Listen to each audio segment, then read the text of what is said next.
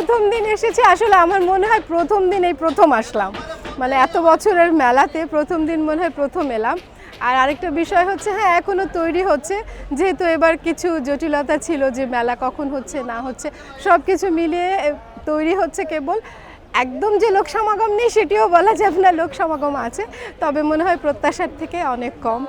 আর প্রত্যাশা একটাই আছে, দর্শকরা বা পাঠকরা লেখকরা তো আসবেই, পাঠকরা বেশি বেশি আসুক, বই পড়ুক, বই কিনুক আর কি, বই কিনুক, বই কিনলেই প্রকাশনা শিল্পটা বেঁচে থাকবে।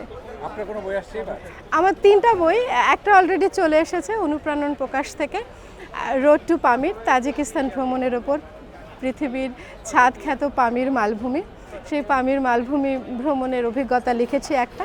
আরেকটা হচ্ছে দেশে দেশে ঐতিহ্য ভ্রমণ, স্বপ্ন 71 থেকে, সেটাও চলে এসেছে।